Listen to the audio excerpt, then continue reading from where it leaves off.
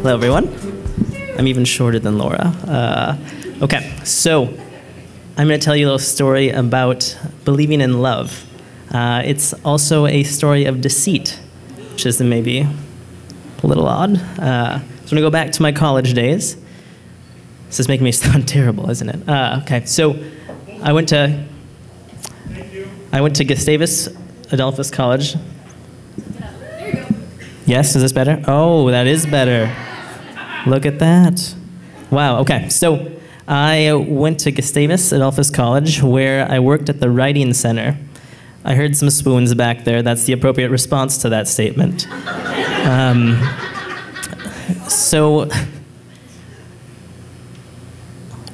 am I even doing as a story? So the writing center, there's a lot of fantastic people there. One in particular was a girl named Anna, who was hilarious and wonderful, and so we became quick friends. Also very quickly, the whispers started about these things. And so like anyone who has whispers about them and another girl, we decided to take this and run with it as hard and as fast as we possibly could. So one of our friends who knew about this, so we were at a meeting of the entire writing center, and so he threw out the question, so how'd you guys meet? So Anna, not missing a beat, started to describe our story, which is complete BS. She starts by saying how we met at a waterfall, where she was swimming in the nude. And then I come by chance out of nowhere, and then she stops talking and everyone looks at me, and I'm like, oh my God. The best stories start with me as a pervert. Awesome. So I'm now thinking, how do I salvage this?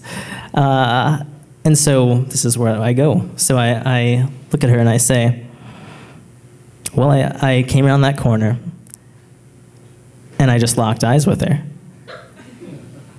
And I knew that there was a beautiful woman standing there with no clothes on, but I couldn't break away from those eyes. I was mesmerized. And that, ladies and gentlemen, is how you go from the pervert train to the love barge. And so, that was so terrible. So from there, my eyes broke away by some inner strength, and I was able to grab a towel and throw it to her because I knew I had just invaded her solitude that she was in. But after making that connection, how could I leave? Luckily, she felt the same way. And so then I trail off, and Anna just finishes the story of some incredible day that we spent together. So obviously this is shenanigans. But one girl that works there, she goes, oh my God, that's incredible! And I am just shocked. Like, what? What? That's not incredible. That's a lie.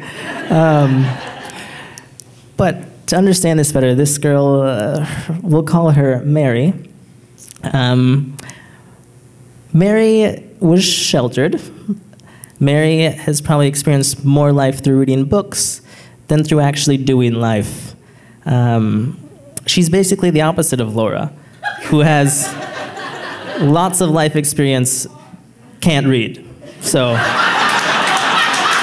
basically polar opposites.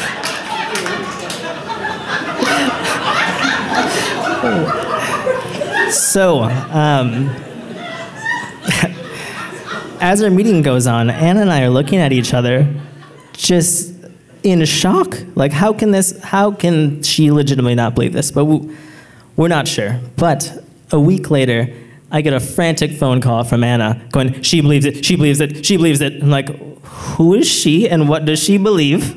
I find out it is Mary. Mary believes it real hard. That we are on, and she's like, she asked me all the details. I didn't know what to do, so I made all kinds of stuff up. By the way, you are a fantastic boyfriend. I was like, oh, thank you. That's very nice of you. But so so she's like, and I realized something that makes it worse or fantastic. And I was like, what? The three of us worked together on Valentine's Day. And so at this point, I come to the realization that we can't go back. We are committed to this, and that we now have the ability to direct, write, and perform our own romantic comedy, which is not an opportunity that happens often enough. So, if we're gonna do this, we're gonna do this big. So, Valentine's Day rolls around. 10 minutes before our shift starts, Anna and I meet. We're both dressed up in all horrendous shades of pink and red. So we go into the writing center, and Anna's just, oh my gosh, that shrimp scampi was so good. Oh, I'm just like so happy about everything. And then Mary is like, oh my God, I get to spend this day with you guys. It's so exciting. I didn't think you'd get more excited than fake Anna being excited, but you can. And that was Mary, and it was terrifying. And so Anna goes to her desk, and her desk has a little poem on it.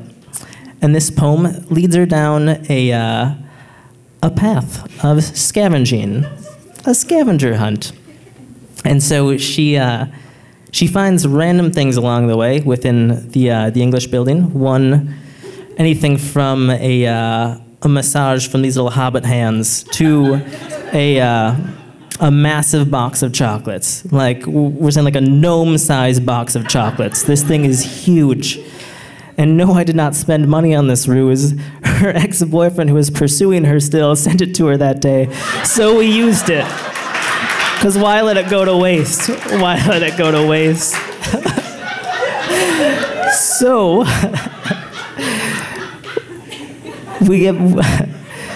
So it's nearing the end of our shift, and so we decide, so she gets to the end of the scavenger hunt, where she comes to a pair of horses. No, these are not real horses. Her boyfriend doesn't have that much money. Or ex-boyfriend, sorry. Actually was an ex-boyfriend. Anyway. And so... these horses are actually a mop and a broom with a picture on the front that I have drawn myself. So it's good. But luckily, they can now be tailor-made to us. So the stallion that she has these beautiful eyelashes and this long blonde mane, and it is named Annabelle. Perfect for her. Mine is a brown horse that has the name Hacienda. So, we roll off out of the writing center together and leave Mary there, just...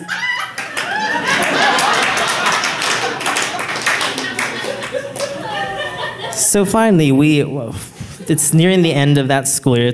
I'm about to finish college, and Mary finds out that I'm actually moving abroad after we finish. And so she corners me and Anna one day and goes, "What are you gonna do?"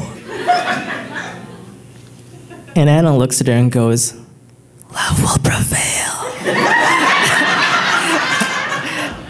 And at this point, deep down, I feel kind of terrible inside. But I also realize, this is incredible. We have a full-grown woman believing in fairy tales. And all it took was some lies and deceit. Oh, the things we do for love.